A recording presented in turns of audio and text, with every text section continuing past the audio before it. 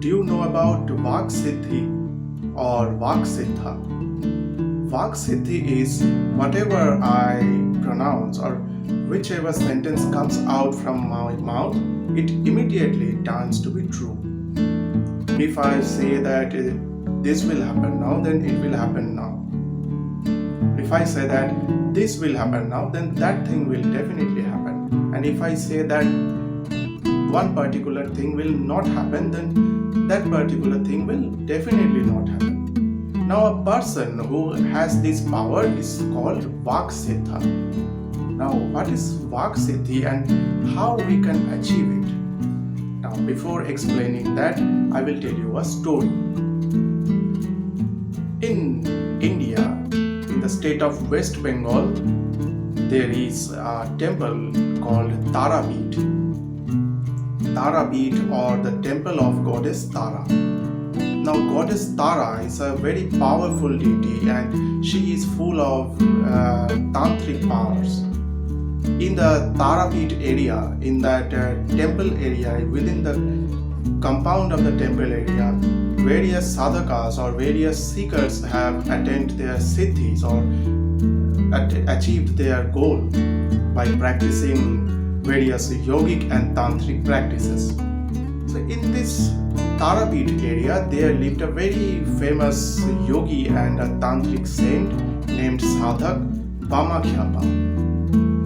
Now, Sadhak Bamakhyapa was a very popular person. He was a Vaksiddha. Whatever came out from his mouth were proven to be true. If he said that it will rain today, then definitely it would rain that day. If he said that it will not rain today, then definitely there will be no trace of rain that day. People saw that on a particular day there was a sun in the sky and there were no clouds seen in the sky. But Bamakhyapa had predicted that that day there will be a thunderstorm and there will be heavy rains. And to the surprise of people, it happened that day. There were thunderstorms, there were heavy rain, but there were no clouds in the sky. A similar thing happened in many cases. One day, Bamakhyapa knew that he was a Vaksiddha and he liked to remain silent all day because he knew whatever would come from his mouth will definitely become true. So he chose to stay silent in most parts of the day.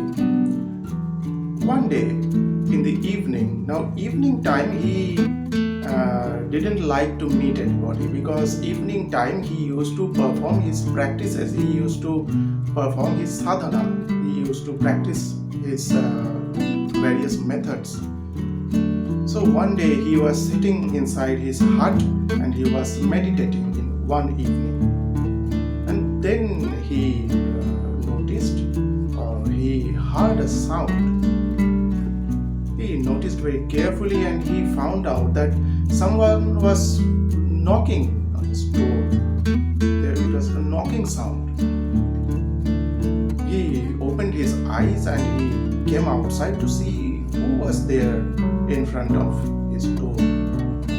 He saw a boy and girl was standing in front of his door. Now he felt that he knew them, but he couldn't remember where he saw them. He asked them, "Do I know you? Who are you people and whom are you searching for?" They said, "You definitely know us. You are our father's childhood friend.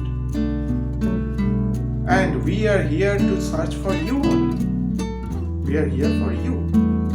Now he remembered, yes, he knew them, but they didn't meet for many a long time, so he forgot them. But now he remembered everything.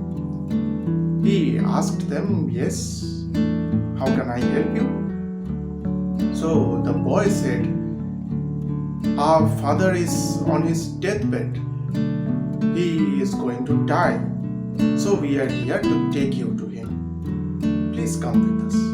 Now Sadak Bamakhyapa was very sad. He felt very sad because the person whom they were talking about was his childhood friend. He remembered they used to study together, they used to play together, and now he is on his deathbed.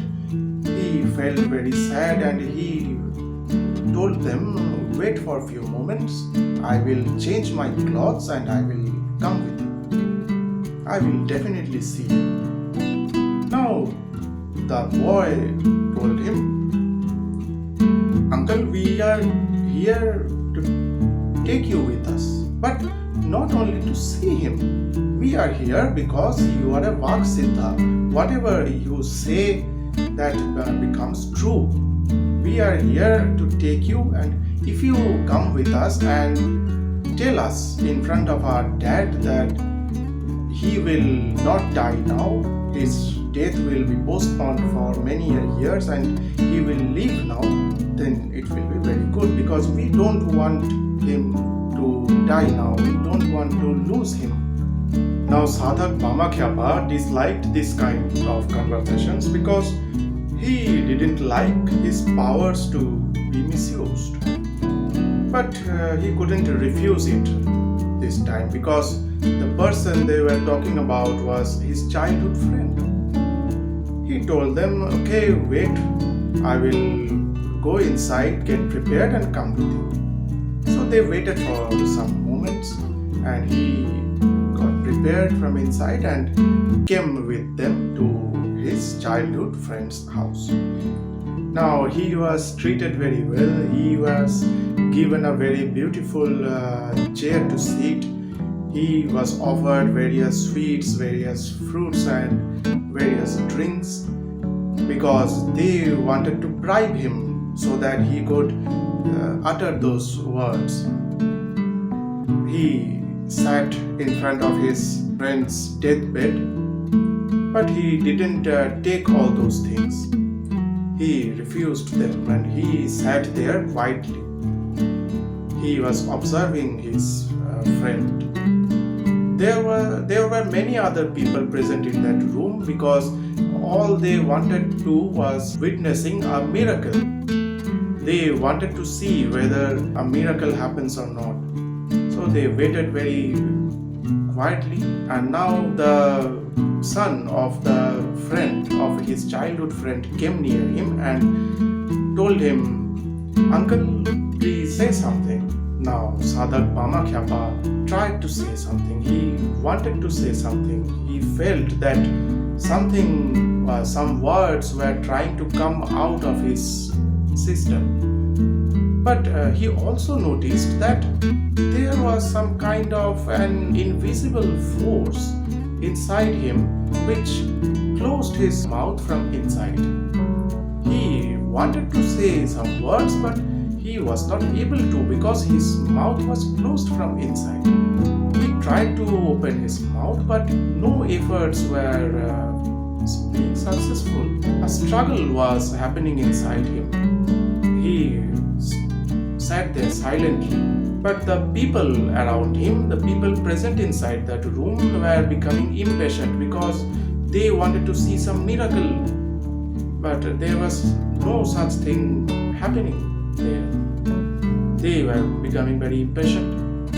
The son of his childhood friend came to him again and told him, "Uncle, please say something." He tried to say something again.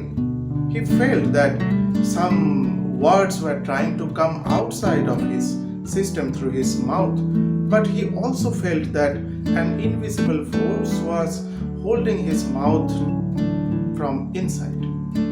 He could not explain the struggle which was going on inside him to the people present there. He sat there quietly. Now some people became very impatient and they left the room. They started leaving the room because they understood that bringing this old man here was a waste of time. No such miracle was going to happen. They left the room. They started leaving the room. Now the son and the daughter of that person, of his childhood friend, they were also becoming very impatient, and they came near him and told him, "Uncle, why are you sitting so quietly? Why don't you say those words? Why don't you say that my father or our father is going to be well? He will not die now, his death is postponed. Please say this. Please, we want you to say this. That is why you are brought here." He was also trying to say that his friend will not die now, his death will get postponed. He was struggling to say it, but his mouth was not opening. So he closed his eyes and he went into a meditative state again. Then he realized that force which was holding his mouth tightly from within him was slowly disappearing. He opened his eyes.